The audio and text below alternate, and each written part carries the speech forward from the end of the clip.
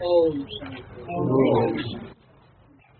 आज सवेरे करावल नगर गीता पाठशाला में 28 जुलाई 1965 की वाणी चल रही थी। दूसरे पेज के अंत में बात चल रही थी, नाम को याद करने से ही बाप द्वारा जीवन मुक्ति स्वर्ग का वर्षा मिलेगा। नाम की महिमा भक्ति मार्ग में भी है और नाम होता है काम के आधार पर। जिन जिन देवी देवताओं ने या भगवान ने जो भी काम किया है, उस काम के आधार पर उनका नाम पड़ा। अनेक प्रकार के नाम पड़े, जैसे जैसे काम किए। तो नाम की महिमा भक्ति मार्ग में भी है और संगम युग में होता है काम, भक्ति मार्ग में होता है नाम। शिव बाबा कहते हैं माम एकम याद करो। अनेक नामों को याद करने की दरकार नहीं है, माम एकम याद करो। क्यों? क्योंकि सृष्टि को पलटने के जो भी काम हैं, जो भी देवताओं ने किए हैं, जो भी देवियों ने किए हैं, जब मैं सृष्टि पर आता हूँ तो मेरी याद की पावर से वो काम हुए। इसलिए माम एकम याद करो। माम एकम याद करो, ये किसके लिए कहेंगे? किसको कहेंगे? ब्राह्मणों को ही कहेंगे, ब्रह्मा द्वारा ही कहेंगे ना कि माम एकम याद करो। आते भी है पतित दुनिया में, हम ब्राह्मण भी के कुमारियां हैं, वास्तव में तुम भी हो, परंतु तुमने पहचाना नहीं है। दादा कहते हैं मुझे और वर्षुल को याद करो। ये भी दिखाते हैं महाभारत लड़ाई लगी थी तो देवताओं की विजय हुई। वो है आसुरी संप्रदाय और ये है दैवी संप्रदाय। हम परमपिता परमात्मा द्वारा देवता बन रहे हैं, गाते भी हैं मनुष्य देवता की कीर्तन लागी बार। ये ग्रंथ के महावाक्य सुने हैं, कीर्तन लागे वार, अर्थात सेकंड में मनुष्य से देवता बन जाते हैं। तो समझाना पड़े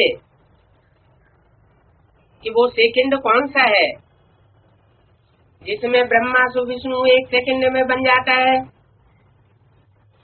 एक सेकंड में मनुष्य से देवता बन जाता है।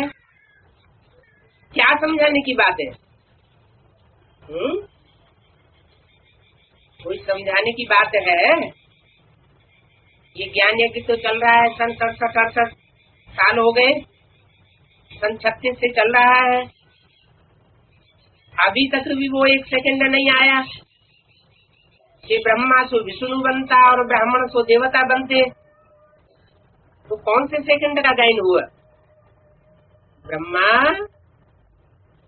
जरूर बड़ी माँ को ब्रह्मा कहा जाता है। माँ का जब तक उद्धार न हो, पूरे परिवार का उद्धार नहीं हो सकता। माँ की बुद्धि सबसे जास्ती परिवार में बट जाती है। परिवार का जितना कल्याण माँ चाहती है, उतना परिवार का कोई सदस्य नहीं चाहता। तो तेरे बहाने सर्व का भला। माँ की बुद्धि में जब वो निश्चय बुद्धि होकर के ईश्वर के सामने आती है, उसी क्षण भला हो जाता है। निश्चय बुद्धि बनने की ही कमाल है। निश्चय बुद्धि विजयते, विष्णु बन जाता है। और कोई धर्म में वर्ण नहीं है। देवी देवता सनातन धर्म में 4 वर्ण हैं। जो ब्राह्मण बनते हैं सो देवता बनते हैं, देवता बनते हैं तो शूद्र, शूद्र से वैश्य, वैश्य से वैश्य से शूद्र बनते हैं और शूद्र से फिर ब्राह्मण बनते हैं। भारत का है ये आदि सनातन देवी देवता धर्म। और भारत में ही लक्ष्मी नारायण का राज्य था। उस लक्ष्मी नारायण के राज्य को स्वर्ग कहते हैं। छोटी छोटी बच्चियां बुलंद आवाज से बड़ी सभा में बैठ करके समझावे तो कितना प्रभाव पड़े। समझेंगे, ज्ञान तो इनमें है और ये भगवान का रास्ता बताती हैं। निराकार परमात्मा ही कहते हैं आत्माएं माम एकम याद करो तो तुम्हारे विकर्म विनाश हो जाएंगे। कौन कहते हैं माम एकम याद करो? निराकार परम पिता परमात्मा। अब यहाँ निराकार का अर्थ क्या लगेगा? निराकार का अर्थ ज्योति बिंदु लगेगा या साकारी स्टेज में निराकार रहने वाला लगेगा? क्योंकि शब्द लगा हुआ है कहते हैं। कहना जो है वो बिंदु में से आवाज नहीं आ सकती, जरूर उसको कोई शरीर धारण करना पड़े कहने के लिए कि माम एकम याद करो तो तुम्हारे विकर्म विनाश होंगे, सारे पाप कर्म भस्म हो जाएंगे। गंगा स्नान तीर्थ आदि तो जन्म जन्मांतर करते करते पतित बन गए, अभी भी गंगा स्नान करते रहेंगे, अभी भी तीर्थ आदि ठिकानों में टक्करें खाते रहेंगे तो टाइम निकल जाएगा। अभी मैं आया हुआ हूँ 28 जुलाई 1965 की वाणी का तीसरा। भारत की ही चढ़ती कला उतरती कला होती है। वो राजयोग सिखाए चढ़ती कला अर्थात स्वर्ग का मालिक बनाते हैं। फिर माया रावण नर्क में ले आता है तो उतरती कला हुई। इसमें 5000 वर्ष लग जाते हैं। उतरती कला में 5000 वर्ष लगते हैं और चढ़ती कला में कैसे? तो चढ़ जाओ हैं? क्यों नहीं चढ़ पाते? हाँ, क्योंकि निश्चय बुद्धि विजयते बनने में टाइम लगता है। पूरा ज्ञान बुद्धि में बैठ जाए, बुद्धि क्लियर हो जाए, उसमें टाइम लग जाता है। तो माया रावण नरक में गिराती रहती है, उतरती कला की भी शूटिंग होती रहती है। भला आधा कल तुम स्वर्ग में हो, परंतु उतरती कला तो कहेंगे ना। स्वर्ग में चढ़ती कला होगी या उतरती कला होगी? उतरती कला वहाँ भी होगी। जितना जितना भोग भोगते हैं इंद्रियों से उतना उतरती कला होती है। शेष इंद्रियों से सुख भोगते हैं तो उतरती कला धीमी गति से होती है, और भ्रष्ट इंद्रियों से सुख भोगते हैं तो उतरती कला तीव्र गति से होती है। बाप आकर के शेष इंद्रियों का आचरण करना सिखाते हैं, उनको कहते हैं देवताएं। जन्म बाई जन्म थोड़ी थोड़ी कला कम होती जाती है। ज्ञान है चढ़ती कला और भक्ति है उतरती कला। जब सतयुग के आदि से ही उतरती कला होती है तो उसे भक्ति कहे या ज्ञान कहे? ज्ञान सिर्फ तुम ब्राह्मणों को ही होता है, देवताओं में भी ज्ञान नहीं होता। कहते भी हैं भक्ति के बाद ही भगवान मिलेगा, तो भगवान ज्ञान देंगे। वो भगवान ही ज्ञान का सागर है। ज्ञानंजन सतगुरु दिया ज्ञान अंधेरे विनाश। और सतगुरु तो एक परम पिता परमात्मा ही है। महिमा सतगुरु की है न कि गुरुओं की है। गुरु लोग तो ढेर के ढेर है और सतगुरु अकाल मूर्त तो एक ही गाया हुआ है। वही सदगति दाता पतित पावन लिबरेटर है। गुरु लोग जो भी सब उतरती कला में है, उतरते उतरते इस भारत को कंगाल बनाई दिया। यज्ञ तप दान पुण्य बहुत करते हैं, इतना यज्ञ तप दान पुण्य करते हैं तो उन्नति को पाना चाहिए, पर नहीं, और ही उतरते जाते हैं। भक्ति में है ही दुर्गति। ये सब बाप बैठ समझाते हैं कि दान तप पुण्य आदि करने पर भी नीचे क्यों उतरते हैं। कारण क्या हुआ है? ये तो अच्छी चीजें है, तप करना, तपस्या करना, दान करना, खराब बात तो नहीं है, फिर उसमें उतरती कला क्यों होती है? क्योंकि ये सारे जो कर्म किए जाते हैं वो देहभान में किए जाते हैं। अहंकार में आकर के कोई अगर दान देता है तो उसका फल तामसी दान का मिलेगा या सात्विक दान का मिलेगा? तामसी दान का मिलेगा। तो जैसे जैसे देह अहंकार बढ़ता जाता है, भले श्रेष्ठ कर्म भी करते हैं तो भी उनका प्रतिफल अच्छा नहीं हो पाता। तो भक्ति है ही दुर्गति। बाप बैठ समझाते हैं कि भक्ति दुर्गति कैसे है। विद्वान पंडित आदि कुछ नहीं जानते। सभाओं में बैठे बुलंद आवाज से समझाना चाहिए, जो कोई के प्रश्न उठाने की ताकत ही नहीं रहे। तुम जानते हो भगवान वाच माम एकम याद करो, तो हे आत्माएं तुम मेरे शांति धाम चली आवे। वो है शांति धाम, है वो परम धाम, और ये है दुख धाम। क्या ऐसा अभी हम इतनी बात भी नहीं समझते हो? देखो विद्वान पंडितों आदि की कैसी दुर्गति हुई। दुर्गति सदगति किसको कहा जाता है ये भी नहीं जानते। वास्तव में भक्ति है दुर्गति। भारत कौड़ी से डूबन पड़ा है। बाप ये आय करके सारी पतित दुनिया को पावन बनाते हैं। क्या कहा? कैसे बनाते हैं सारी दुनिया को पावन? आय करके बिना आए दुनिया को पतित से पावन सदगति में नहीं ले जा सकते। बाकी ये गुरु कहलाने वाले तो परमात्मा को सर्वव्यापी कह देते हैं, उनको तो फायदा है सर्वव्यापी कह देने से। क्या फायदा है?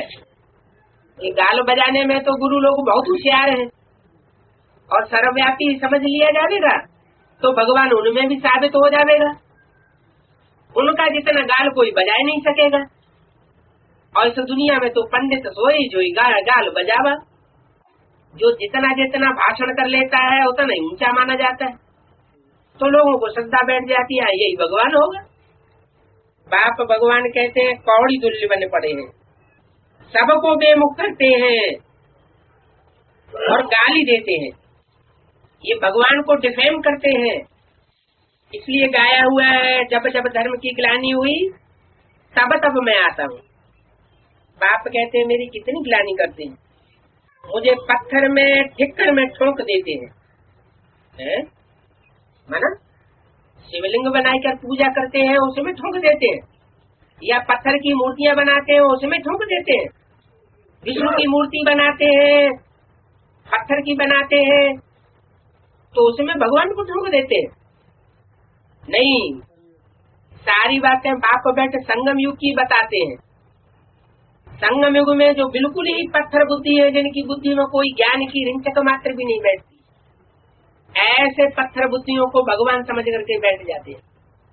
ठिक्कर बुद्धियों में ठोक देते हैं।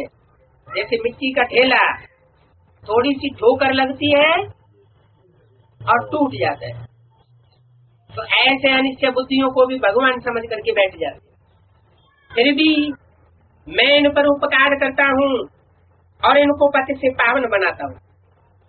सब भ्रष्टाचारियों को श्रेष्ठाचारी एक बाप ही बनावेगा। बेहद का वर्षा देने वाला बेहद का पापी है, बेहद का दुख देने वाला एक रावण है। सर अनेक है लेकिन रावण ही वो है बड़ा दुश्मन। उनको कोई नहीं जानते कि रावण पतित राज्य क्यों कहा जाता है। ये 5 विकार रूपी रावण जिसका चित्र 10 शीश का बनाया हुआ है, ये बात विद्वान पंडित आदि नहीं जानते। अभी बाप ने तुमको सारा राज समझाया है। क्या कि रावण के जो 10 सिर हैं वो 5 विकार पुरुष रूप में दिखाए गए हैं। माया के 5 विकार दिखाए जाते हैं, काम क्रोध लोभ मोह अहंकार, और 5 स्त्री के रूप दिखाए गए हैं। प्रकृति के 5 तत्व, पृथ्वी जल वायु अग्नि आकाश। कहते हैं कि रावण ने इन 5 तत्वों को अपनी पाटी से बांध रखा था। सारी सारी प्रकृति कुदरत रावण के कंट्रोल में आ जाती है। वो तो जड़ प्रकृति है। जैसे सूरज चांद सितारे हमारे चैतन्य हैं, हमारी बुद्धि में बैठा हुआ है कि हम सूरज चांद सितारे के मानिंद हैं, आत्मा है। ऐसे ही जो 5 तत्व हैं वो भी सजीव भी है तो निर्जीव भी है। बेहद में है सजीव आत्माएं जो सुखदायी भी बनती हैं सत्युग त्रेता में 5 तत्वों के रूप में, और द्वापर कलयुग में रावण के कंट्रोल में आने के कारण दुखदायी भी बनती है। अभी वो 5 तत्व कुदरत के 5 ही रूप दुखदायी बन चुके हैं क्योंकि रावण के कंट्रोल में है। तो ये 10 सिरों वाला चित्र है रावण का। अभी बाप ने तुमको सारा राज समझाया है। राम राज्य कब से कब तक चलता है, ये बेहद की हिस्ट्री ज्योग्राफी है। रावण है बेहद का दुश्मन भारत का, उसने हमारी कितनी दुर्गति की है। आसुरी विकारी है ना। भ्रष्टाचारी क्यों कहा जाता है? भ्रष्टाचारी इसलिए कहा जाता है कि भ्रष्ट आचरण करने से पैदा होते हैं, मूत पलिती बनते हैं, भ्रष्ट इंद्रियों के आचरण से नीचे गिरते हैं, तन से भी शक्ति क्षीण होती है, मन की भी शक्ति क्षीण होती है, समय भी बर्बाद जाता है और फायदा कुछ भी नहीं होता। तो उसको कहा जाता है विकृति, विकार। कार माना कार्य और भी माना विपरीत। जो कार्य नहीं करना चाहिए उस कार्य के विपरीत कार्य, जो श्रीमत कहती है वो कार्य है सुकृत पुण्य कर्म, और जो श्रीमत के विपरीत कर्म किया जाता है वो है विकार। भारत ही पवित्र है वंथा, इस बात को तुम बच्चे भूल गए हो। कितने तुम घोर अंधियारे में पड़े हो। ऐसे घोर अंधियारे में किसने डाला?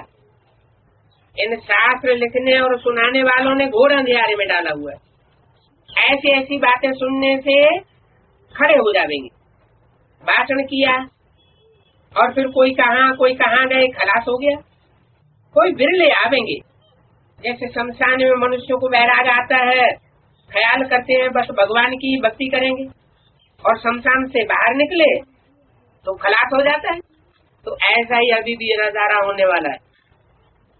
दुनिया में धीरे धीरे विनाश होता रहेगा। जब विनाश बरपा होगा तो लोगों को इस दुनिया से वैराग आवेगा, ज्ञान की ओर भागेंगे, सोचेंगे बस भगवान की हम भक्ति करें। अभी तो शमशान घाट से बाहर आते हैं तो बाहर आते ही भाजी तरकारी मछली पल्ला में जाए खरीदने लग पड़ते हैं। घर में भी इंतजाम करते हैं कि बाहर हमको निकालो, हम पाप नहीं करेंगे, और फिर बाहर निकले और पाप करना शुरू कर देते। यहाँ भी बाबा कितना समझाते रहते हैं, जैसे 63 जन्मों की रग पड़ी हुई है। इतना बाबा समझाते रहते हैं, कोई की बुद्धि में तो एक बात भी नहीं बैठती। कितना सहज बात समझाते हैं। सिर्फ बाप और बच्चे को याद करना है। मुख से कुछ भी कहो, सिर्फ अलफ और बेसी हो, ज्यादा मुख से बोलने की भी दरकार नहीं। खा और खा, बस। परम पिता परमात्मा ये सारी सृष्टि का पिता है, उनको याद करो। वो ईश्वर की स्थापना करते हैं। क्या करते हैं? परम पिता परमात्मा स्वर्ग की स्थापना करते हैं। रावण फिर नरक की स्थापना कर देता है।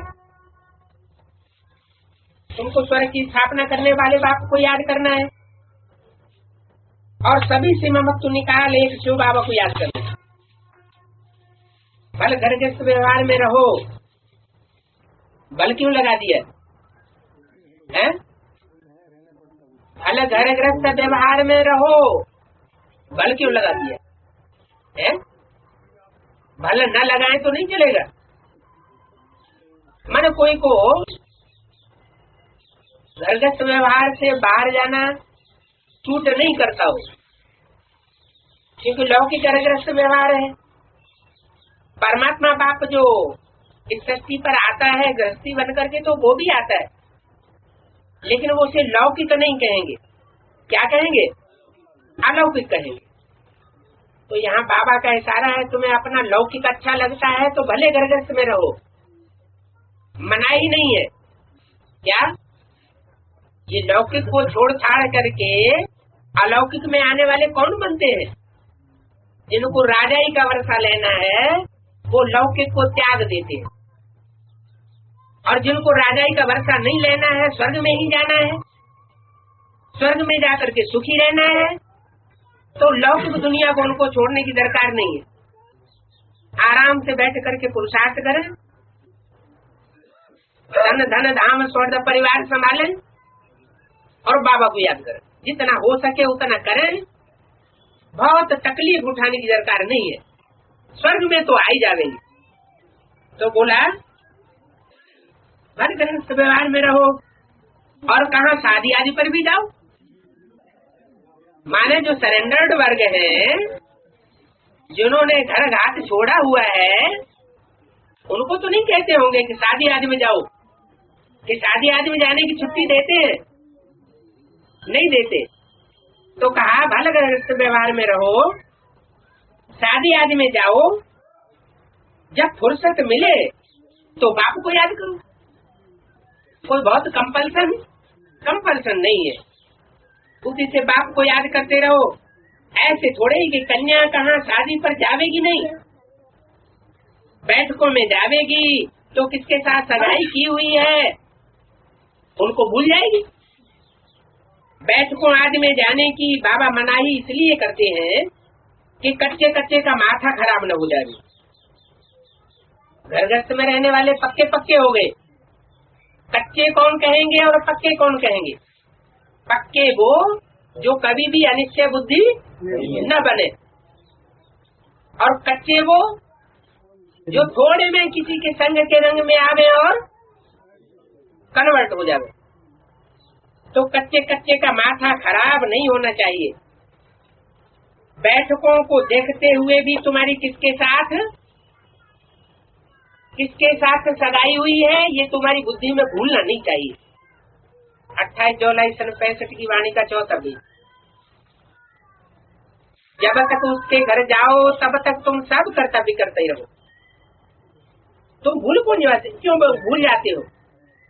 ऐसी ऊंची सगाई जो तुम्हारी भूलनी तो नहीं चाहिए। कोई तो ऊंच से ऊंच सगाई करके फिर जाकर के नीच से नीच सगाई कर लेते हैं। अच्छे अच्छे नामी ग्रामी का भी माया हाल ये कर देती है। माया कितनी जबरदस्त, थप्पड़ लगा एक मुंह फेर देती है, फिर पैर इस तरफ और मुंह उस तरफ हो जाता है। इसलिए बाबा बार बार समझाते रहते हैं तुम्हारी सगाई उनसे हुई है जिससे तुमको आधा कल्प सुख मिलता है। क्या कहा है? इनसे हुई है सगाई, उस बाप से हुई है जिनसे तुम्हें आधा कल्प सुख मिलता है। आधा कल्प सुख मिलता है, जहाँ आधा कल्प सुख मिलता है वो आधा कल्प साथ में रहता है कि नहीं रहता है? नहीं रहता, रहता है। अरे आधे कैसे रहता है, आधे कैसे नहीं रहता है? रहता है। अच्छा, कैसे? वो तो परमधाम में बैठ जाता है 5-4 साल के लिए, हैं? हाँ, बोला है सृष्टि में सदा कायम कोई चीज है नहीं, सदा कायम एक शिव बाबा है। तो रहता है ना। सच्ची सच्ची पक्की सगाई करो, अंदर यही चलता होगा। ऐसे शादी करेंगे, फिर पति के साथ जाएंगे, यह करेंगे, स्कूल में पढ़ते हैं समझते हैं, पढ़ करके बैरिस्टर बनूंगा, यह करूंगा। अगर पढ़ाई छोड़ दी तो फिर खत्म हो जाता है। तो ये साधन जो 21 जन्मों का सुख देता है उनको तो भूलना नहीं चाहिए। हाँ, अभी दुख तो सहन करना है, क्योंकि तुम वनवास में बैठे हो, और तुम जो जहाँ बैठे हो वो तुम्हारे ही अपने किए हुए कर्म है। तो यहाँ वनवास में बैठे हो, अगर अपने किए हुए कर्म न हो तो हमको यहाँ भी कोई दुख नहीं दे सकता। तो सच्ची सच्ची पक्की सगाई करो। इसमें बाबा क्या करेगा? बाबा कहेंगे कर्म भोग सहन करना है, दुख भोगते हुए भी तुम अपने बाप को मत भूलो, इस बात में गफलत मत करो। ये तो अच्छी बात है, बाप को याद करना। भिन्न भिन्न प्रकार से समझाते रहते हैं, साधन को भूलने से नुकसान हो जाएगा।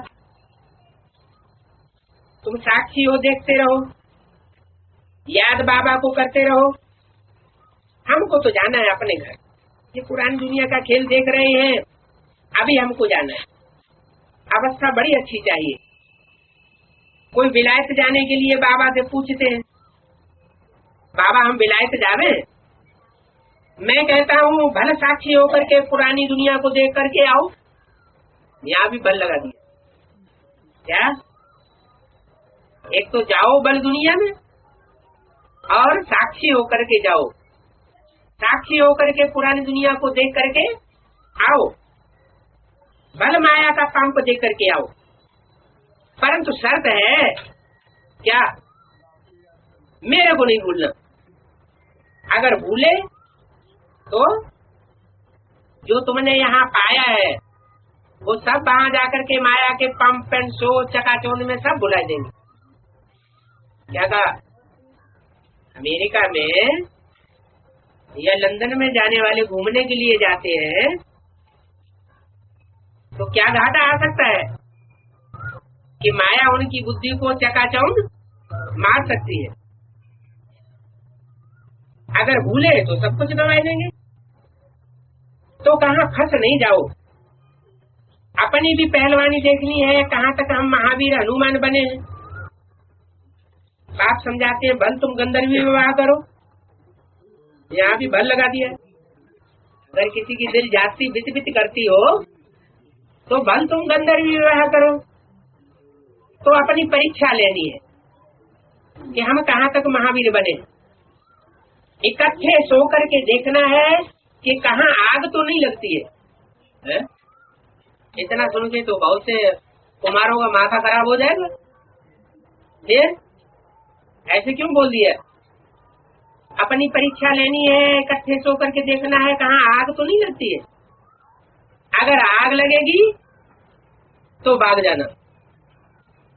भाग कैसे जाओ? माया ने टांग पकड़ ली तो फिर भागने की हिम्मत रहेगी? परीक्षा जरूर लेनी है। आग लगी तो ये हमारे बहादुर बन करके दिखाओ। फिर कोई भी कह सकते हो कि हम इकट्ठे रहते हैं, हम पवित्र रहते हैं, तो साक्षी होकर के अपन को देखना है। ये तो पुराना शरीर खत्म हो जाना है, हमको तो बाप से बादशाही लेनी। हम अशरीरी है। कोई भी लालच में फंसना नहीं चाहिए। अपनी जांच तो करनी है, लेकिन ललचायमान नहीं होना है। अपन को फुल प्रूफ बनाओ। 8 दाना बनना कोई मासी का घर थोड़ा ही है। क्या कहा है? ये किनका लक्ष्य बताया? साथ सो जाओ है? अपनी परीक्षा लेनी है, ये लक्ष्य किसका बताया है? 8 का लक्ष्य बताया। ऐसा न हो 8 में जाते जाते 60 गांठ माया से हो जाए। करोड़ों पुरुषार्थ करने वालों में से 8 रतन बनते हैं। भारत के ही 33 करोड़ देवताएं कहा गाए जाते हैं। अगर वह भी कहो तो 33 करोड़ में से 8 फुल प्रूफ निकलते हैं। ज्यादा करके 108 तो बड़ी भारी मंजिल है। ऐसी मंजिल में पास होना है तो मालूम पड़े बरोबर युद्ध के मैदान में हम खड़ा हुआ। कितने ढेर हैं, उनमें कोई पान का बीड़ा उठा करके वो डायरेक्शन पर चल करके दिखावेंगे। बूढ़ियों को भी बाबा कहते हैं अच्छा बाप और बच्चों को याद करते रहो, सबको ये रास्ता बताते रहो।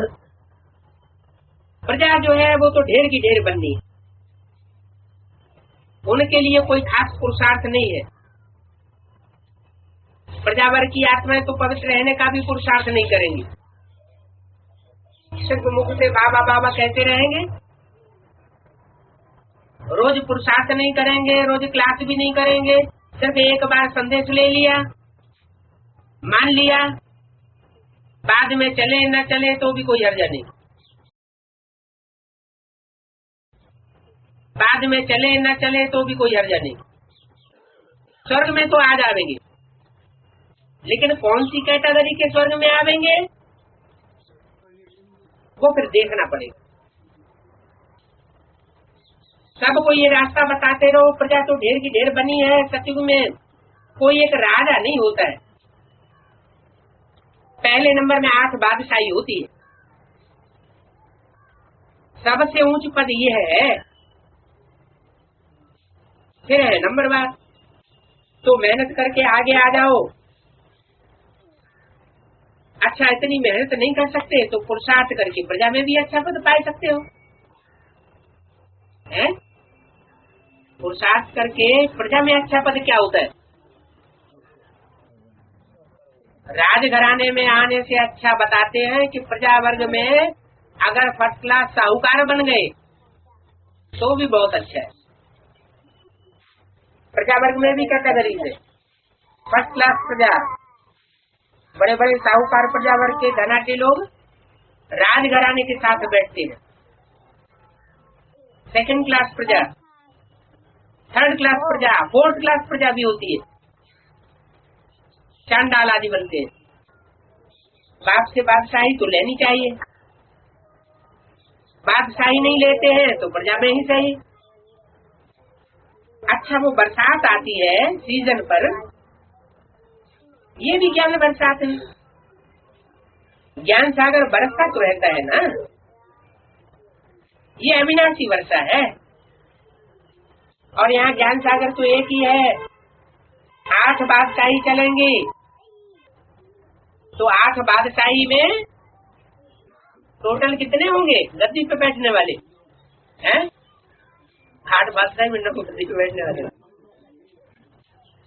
8 बादशाही में 16 गद्दी पर बैठने वाले होंगे। लक्ष्मी भी तो होगी ना, तो युगल तो जरूर होंगे, परंतु बादशाही तो 8 ही कहेंगे। बादशाह कोई 16 नहीं कहेंगे। तुम अपना पुराना तन मन धन सब दे दो और सब कुछ नया ले लेते हो, सब कुछ दे करके सब कुछ नया ले लेते हो। तुम्हारा सौदा नंबर 1 है। बाप को रत्नागर सौदागर भी कहा जाता है। रत्नागर क्यों? रत्नों का आगार, सौदागर, सौदा करने का आगार, नया देते हैं। ऐसा सौदागर और मुसाफिर जो हसीन बनाते हैं, सारे विश्व को हसीन बना करके जाते हैं। मनुष्य भी हसीन तो दुनिया भी हसीन बन जाती है। अब ड्रामा में जो जैसा है फर्नीचर भी वैसा ही उनको मिलेगा। ऊंचा आदमी होगा तो उनका फर्नीचर भी ऊंचा होगा, नीच घराने में उनको बैठने का स्थान भी ऐसा ही होगा।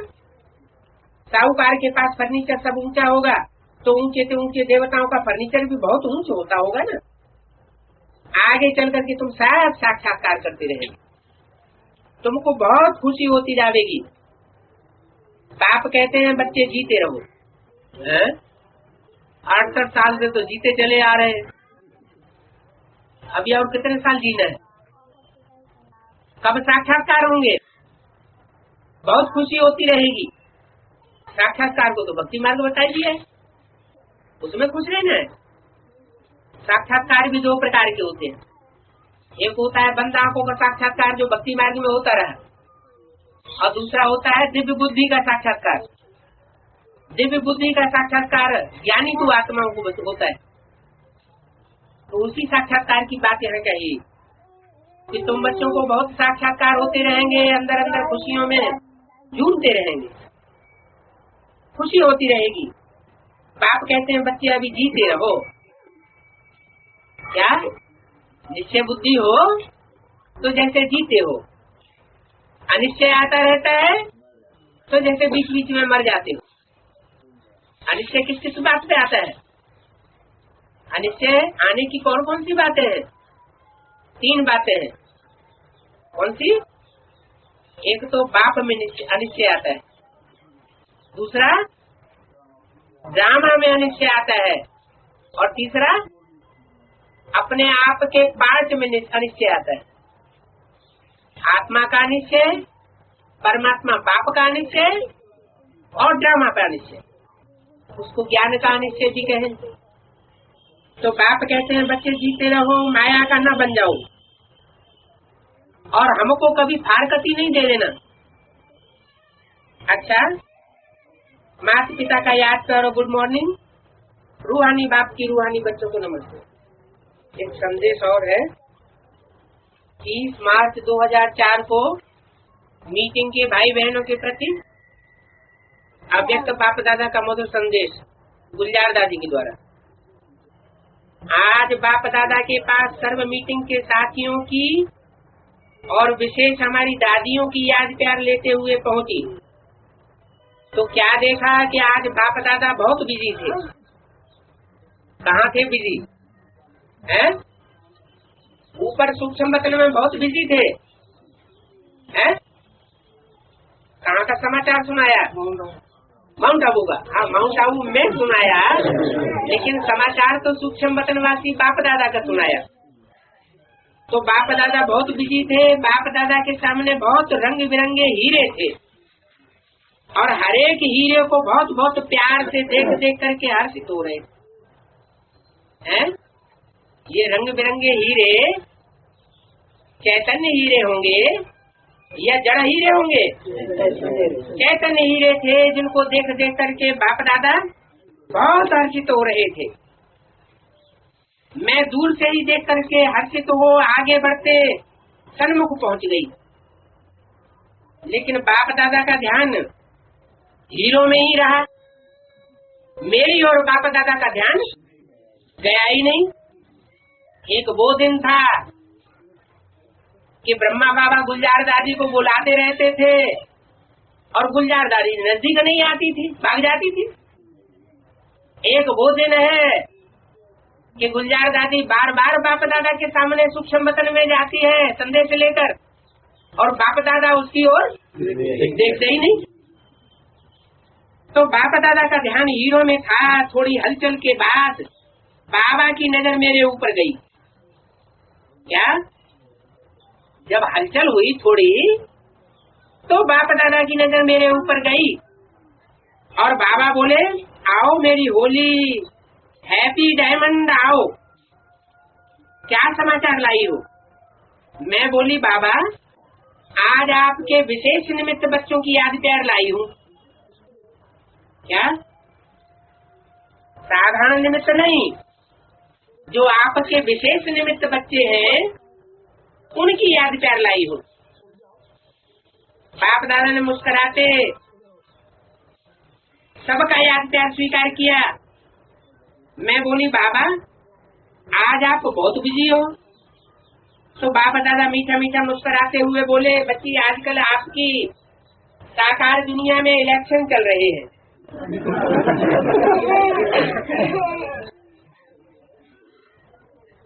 आपकी साकार दुनिया में इलेक्शन चल रहे हैं ना, तो बाप दादा भी आज सिलेक्शन कर रहे हैं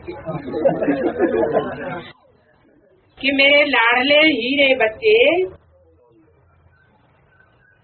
कैसे कैसे बच्चे हैं जो सिलेक्शन में आने वाले हैं। मैं बोली, बाबा आप क्या देख रहे हैं? बाबा बोले, बच्ची हीरे तो सब है, लेकिन 3 प्रकार के रत्न देख रहे हैं। जिन रत्नों को देख रहे हैं बाप दादा, वो हीरे तो सब है, हीरो पाठधारी तो सब है अपने अपने ग्रुप में, लेकिन हाँ, लेकिन 3 प्रकार के रत्न देख रहे थे। एक है, कितना भी कैसा भी वायुमंडल परिस्थितियों की धूल हो, लेकिन उन पर धूल का प्रभाव नहीं पड़ता है। एक ऐसा भी हीरो का ग्रुप है जिस पर न तो वायुमंडल का असर पड़ता है और न पर के द्वारा आई हुई जो स्थितियां हैं, समस्याएं हैं, उन समस्याओं का उनके ऊपर कोई असर, चिकने घड़े हैं उनके ऊपर कोई असर पड़ता ही नहीं। धूल का प्रभाव नहीं पड़ता है। धूल माना कैसी भी कोई परिस्थितियां ला करके देह अभिमान की धूल डालना चाहे, उनके ऊपर धूल ठहरती नहीं, सदा चमकते ही रहते हैं। और दूसरे हैं जो कभी कभी कोई न कोई शक्ति समय पर अपने में कमजोरी की कमी महसूस करते हैं, जिसके कारण वायुमंडल के परिस्थितियों के वाइब्रेशन के प्रभाव की धूल के अंदर आ जाते हैं, प्रभाव में आ जाते हैं।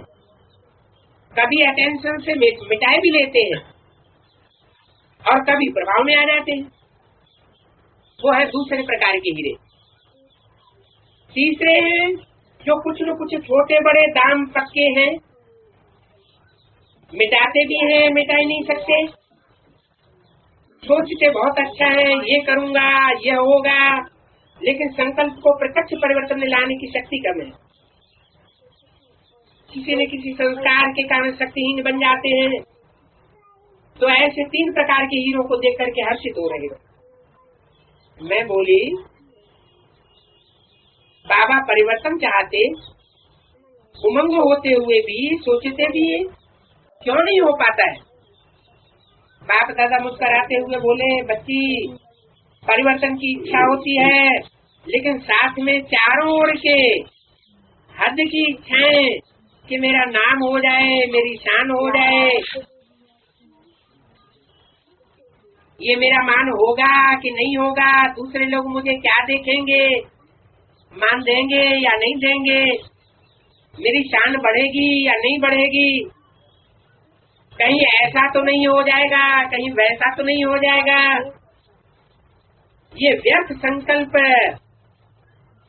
मिक्स होने के कारण शुभ संकल्प की शक्ति को दबाए देते हैं। इसलिए प्रत्यक्ष परिवर्तन संकल्प तक ही रह जाता है। जो परिवर्तन प्रत्यक्ष होना चाहिए वो नहीं हो पाता। समर्थ और व्यर्थ दोनों की वार हो जाती है, युद्ध हो जाता है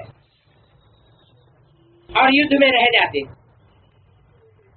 बाप दादा ऐसे बच्चों को विशेष रहमदिल बन हिम्मत की शक्ति देते रहते हैं, लेकिन वो बच्चे अपनी ही उलझन में उलझते रहते। बाप दादा ने देखा है, विशेष कारण है एक दो की ओर देखना और एक दो को हद की प्राप्ति में काफी करना। इनको कितना मान मर्तबा मिला है, हमको कितना मान मर्तबा मिला है, ये ऐसे हैं, ये इतने हैं, हम ऐसे क्यों नहीं हैं, हमने इतना प्राप्त क्यों नहीं किया, मैं क्यों कम रहूंगी या रहूंगा। ये लहर बच्चों में ज्यादा दिखाई दे रही है। इन बच्चों की बात कर रहे हैं, ये किन बच्चों की बात कर रहे हैं बाप दादा? हीरो पाठधारी बच्चे जो इस साल विशेष अभ्यस्तवाणियों में भी बोले हैं। कौन से हीरो पाठधारी? अष्टदेव। अष्टदेवों में भी 3 प्रकार के बच्चे बताए दिए। और किनकी संख्या ज्यादा बताई? जो मान शान की बातों में फंसने वाले, उनकी संख्या जाती है, तो प्राप्ति में कमी हो जाती है। दूसरों से अपने को टैली करके देखते रहते हैं, आदी हो चुके हैं। फॉलो फादर करने के बजाय एक दूसरे को फॉलो करते हैं। तो बुद्धि का कंसंट्रेशन जिसके ऊपर रहेगा वैसे ही तो बनेंगे। फॉलो किसको करना चाहिए? एक बाप दूसरा न कोई। जैसे ब्रह्मा बाप सभी बच्चों की कमी भी जानते थे और कमी जानते हुए भी विशेषताओं को देखते थे और विशेषताओं से ही आगे बढ़ाते थे। इस विधि से ही स्व परिवर्तन सहज हो सकता है। नॉलेजफुल ज्यादा हो जाते हैं लेकिन पावरफुल हो परिवर्तन नहीं कर पाते। बाप दादा यही चाहते हैं कि अब समय प्रमाण स्व के ऊपर अटेंशन जरूरी है, वो रखना चाहिए। इसके बाद मैंने बोला बाबा हमारी दादियों का यही संकल्प है कि इस वर्ष बाप दादा को अवश्य विश्व के आगे प्रत्यक्ष करना है। बाप दादा मुस्कुराते हुए बोले। क्यों मुस्कुराते हुए क्यों बोले हैं?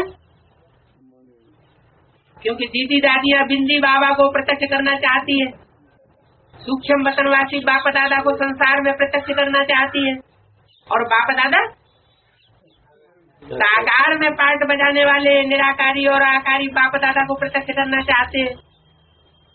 तो बाप दादा मुस्कुराते हुए बोले आप मास्टर सर्वशक्तिवान बच्चों के संगठन के लिए ये कोई बड़ी बात नहीं है, इतना बड़ा संगठन दीदी दादियां लेकर के चल रही हैं, तो बाप दादा को प्रत्यक्ष करना कोई बड़ी बात नहीं है।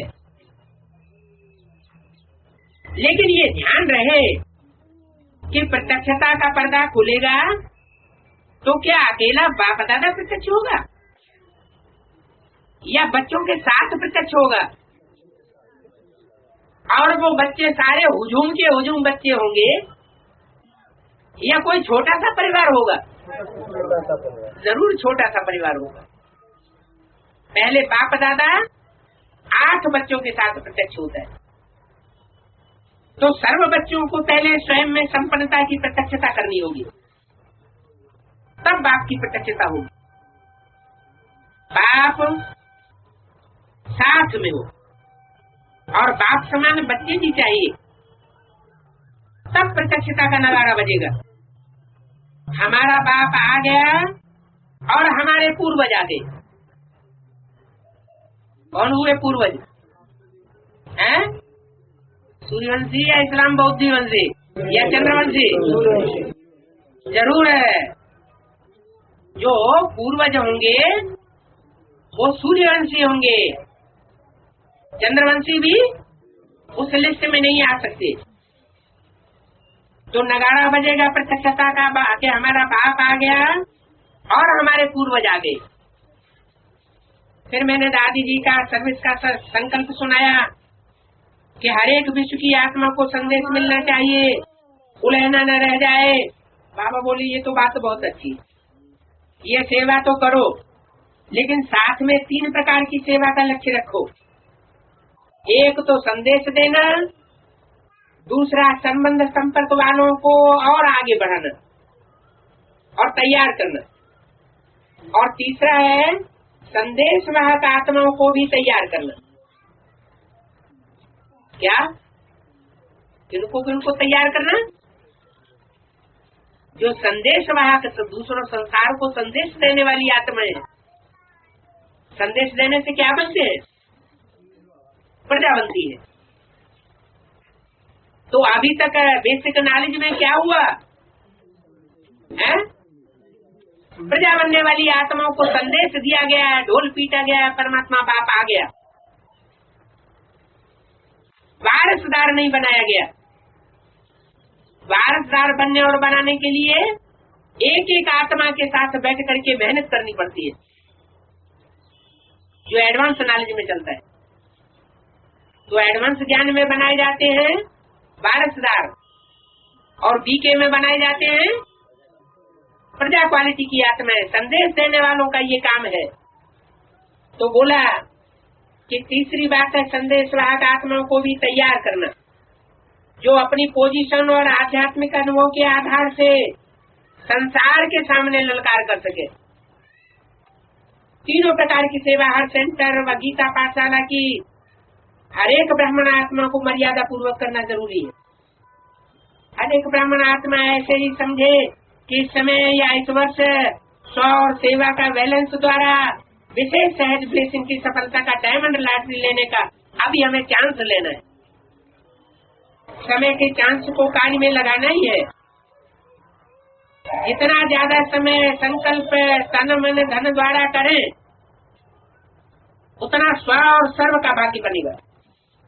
बाकी तो मीटिंग वाले बच्चों को सदा दिलाराम बाप दिन तक नसीब देखते हैं, हर एक की विशेषता पर बलिहार जाते हैं, बाकी बच्चों ने मिलने की अर्जी डाली। बाप तो बच्चों से ज्यादा मिलना चाहता है, क्योंकि बाप का तो काम ही है, क्या काम है, बच्चों से मिलना। तो बच्चों से अव्यक्त और व्यक्त रूप में मिलना ये बाप का काम ही है। लेकिन इस बारी वायदे का फायदा बाप दादा प्रत्यक्ष रूप में बच्चों का परिवर्तन देखना चाहते। वायदों का फाइल समाप्त करके फाइनल स्टेज को प्रत्यक्ष देखना चाहते। बाप दादा तो हर कदम में बच्चों के साथ हैं, साथ हैं, साथ रहेंगे और साथ चलेंगे। ऐसे कहते हर बच्चे को अपने नैनों में समाते बाप दादा ने याद प्यार दिया, साथ में देश विदेश के हर बच्चे को भी याद प्यार दिया। अच्छा, ओम शांति। एक संदेश और है एक पेज का,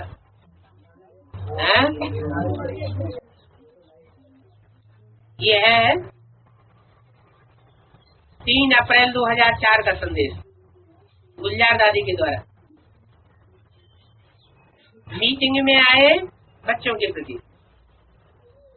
आज बाप दादा के पास आप सबका और दादियों का याद प्यार लेकर के गई तो सामने से ही देखा कि बाप दादा बहुत मधुर मुस्कान से स्नेह बड़ी शक्तिशाली दृष्टि दे रहे थे और बोले, आओ मेरे विश्व सेवा साथी गुरु भाई बच्चे आओ। कौन से बच्चों से बोले? गुरु भाई बच्चों से बोले। बाप दादा के भी गुरु भाई होंगे, हैं? नहीं, क्यों? क्यों बाप दादा के गुरु भाई क्यों नहीं हो सकते हैं? गुरु कौन है और गुरु के भाई कौन है? आओ मेरे विश्व सेवा साथी गुरु भाई बच्चे आओ। सूक्ष्म वतन में संदेश लेकर के गई ना, तो सूक्ष्म वतनवासी ब्रह्मा के पास गई, तो ब्रह्मा बाबा के तो गुरु भाई बच्चे हो सकते कि नहीं हो सकते? तो बोले, मैं तो सुन करके स्नेह में समा गई। कुछ समय के बाद बाबा बोले, बच्ची आज क्या समाचार लाई हो? मैं बोली, बाबा आज तो सब जौन वर्ग बहुत उमंग उत्साह से चारों ओर की सेवा के प्लान बनाए रहे। सबको दादियों सहित यही संकल्प है कि परमात्मा प्रत्यक्षता करनी है। बाप दादा ने मीठा मुस्कुराया। दीदी दादियाँ अपना संकल्प जैसे ही सामने रखती हैं कि प्रत्यक्षता करनी है इस वर्ष, बाप दादा की प्रत्यक्षता सबके सामने सारी दुनिया के सामने करनी है, तो ऐसा संकल्प करते ही बाप दादा क्या करते हैं? मुस्कुराते हैं। बाप दादा मीठा मीठा मुस्कुराया और बोले, स्व परिवर्तन का भी प्लान हर एक के दिल से बनाया है? अगर स्व परिवर्तन नहीं हुआ तो बाप दादा की प्रत्यक्षता तो हो जाएगी, लेकिन अपने अंदर किरकिरी रह जाएगी। तो प्रत्यक्षता हुई न हुई अपने लिए बेकार हो जाएगी। इसलिए बाप दादा मीठे मीठे मुस्कुराए। मैं बोली, बाबा सबका इस समय लक्ष्य तो बहुत अच्छा लग रहा है।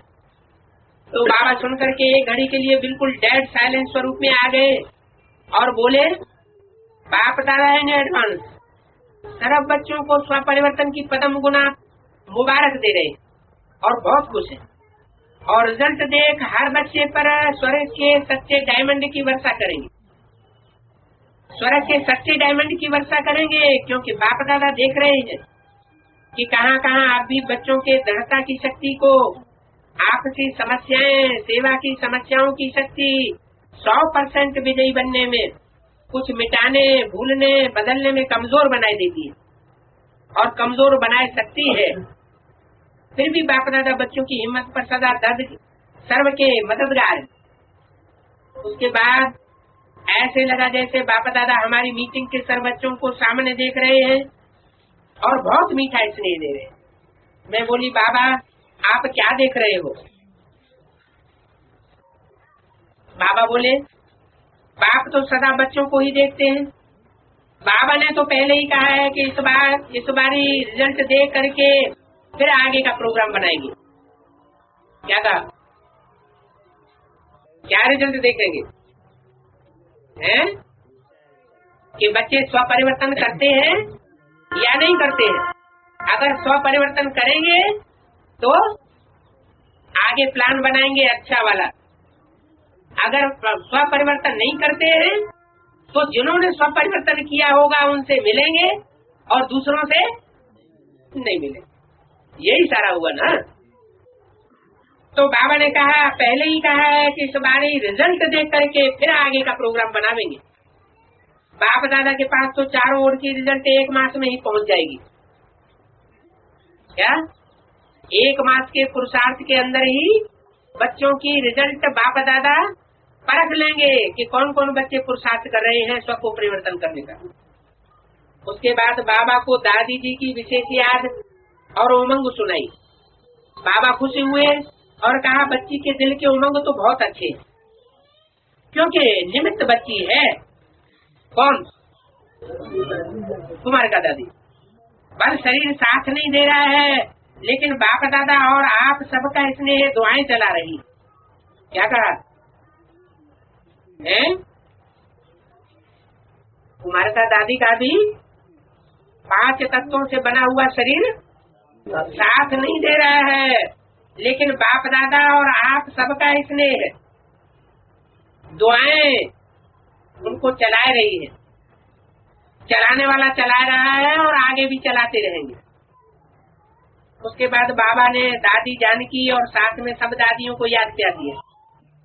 दादी जानकी को याद देते बोले, बच्ची को वर्तमान समय शरीर को चलाना अच्छा आ गया है, इसलिए सेवा में चक्रवर्ती बन गई है। फॉरेन की सेवा पर अच्छा अटेंशन है। चारों ओर उमंग उत्साह अच्छा बढ़ा रही है।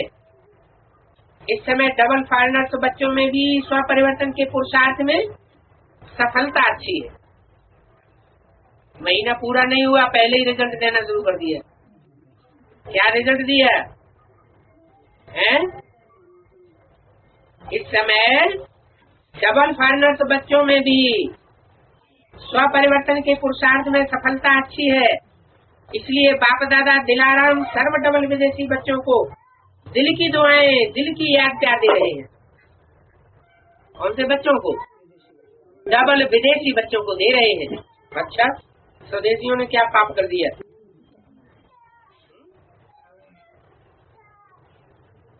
इस बारी डबल विदेशी बच्चों को इतना क्यों उठा रहे हैं? क्यों? देवों की जो खास प्रत्यक्षता वर्ष की बात कर रहे हैं और डबल विदेशी बच्चों का आवाहन जैसे कर रहे हैं, तो स्वदेशी बच्चों को भूल जाएंगे क्या? हैं? इससे साबित होता है कि जो भी 8 निकलने हैं वो डबल विदेशी बच्चे निकलने। आखिरी जन्मों में इस रावण राज्य से टकराते टकराते आखिरी जन्मों में 1-2 जन्मों में डबल विदेशी बन जाते। तो बोला दिल की याद प्यार और दुआएं डबल विदेशी बच्चों को दे रहे हैं। उसके बाद बाप दादा ने सब मीटिंग वाले और मधुबन की सर्वभुजाओं के बच्चों को वतन में इमर्ज किया। सेकंड में ही सर्वार्ध चंद्रमा के रूप में बाप दादा के आसपास पहुंच गए। इसके आसपास पहुंच गए, अर्ध चंद्रमा के आसपास, संपूर्ण चंद्रमा के आसपास नहीं। सेकंड में सब अर्ध चंद्रमा के रूप में बाप दादा के आसपास पहुंच गए। बाप दादा ने अपने वरदानी हाथ से वरदान दे बोले, बच्चे सदा निमित्त भव। निमित्त भाव, निर्माण भाव, निर्मल वाणी द्वारा सहज सफलता भव। और बाबा के साथ द्वारा हाथ द्वारा भिन्न भिन्न प्रकार की लाइट्स की किरणें निकल रही, जो सबके ऊपर छत्र छाया बन गई। यह दृश्य भी बड़ा सुंदर था। उसके बाद बाबा ने मिलन मनाते विदाई दी और बोले, सभी स्वराज दुलारे इस बच्चों को दिलाराम का दुलार देना। अच्छा, ओम शांति।